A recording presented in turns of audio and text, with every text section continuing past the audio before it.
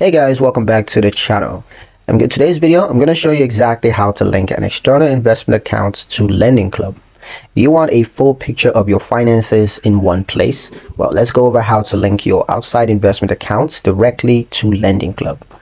Let's get into it. Now, the first step is to log into Lendingclub. So open the Lendingclub app, or you can just choose to log in on the website. Then navigate to accounts or linked accounts in your dashboard.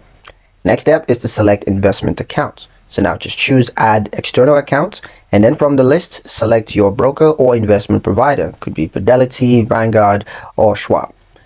Next is to enter credentials securely. Now just use the secure login portal provided and then enter your username and password for the investment accounts. Lendingclub uses encrypted connections to keep your data safe, so you don't have to worry about it being exposed. Next step is to confirm and synchronize. So after login, you're going to authorize Lendingclub to read balances and transactions. And once linked, your investment accounts will appear on your dashboard.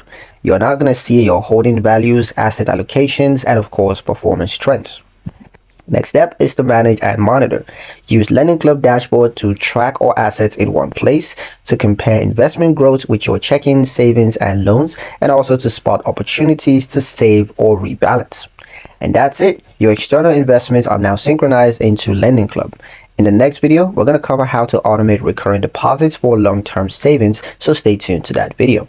But that's pretty much it for the video, guys. Hope you liked it. Hope you found the information here useful enough. If you did, like, share, and subscribe for more helpful tutorials. Thank you guys for watching, and I'll see you in the next one.